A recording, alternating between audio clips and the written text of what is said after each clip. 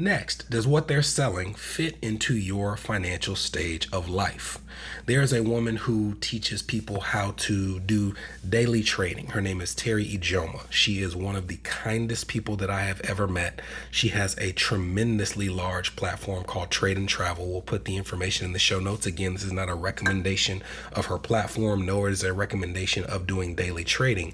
But one of the things that you will find about Terry's platform is she is radically transparent about the ways that she goes about picking stocks, her trading methods. She has other people who are experienced and transparent about what has and has not worked for them.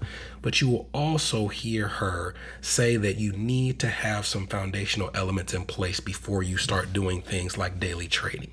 And what I want people to understand is you might find the best person in the world who understands property preservation, the best person in the world who understands wholesaling, the best person in the world to teach you how to save 10% on their taxes.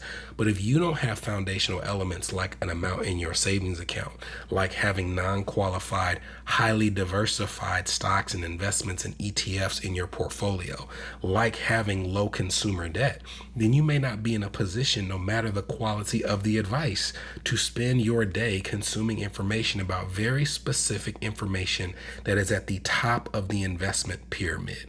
I'm going to put a link in the show notes to an example of the investment pyramid where it shows you the foundational elements like high yield savings accounts, like brokerage accounts, like index funds and ETFs. And the higher you get up, there are things that have a higher boom or bust potential. So yes, you could get a substantially higher return, but they also have either more risk or less liquidity.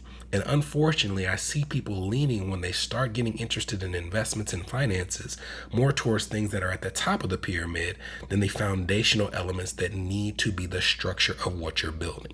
So I want you to not just look for platforms that understand that, but even if it's not an explicit thing that they say, you have to have some self-awareness of where you are financially before you enter into and have the majority of your financial information come from these types of sources.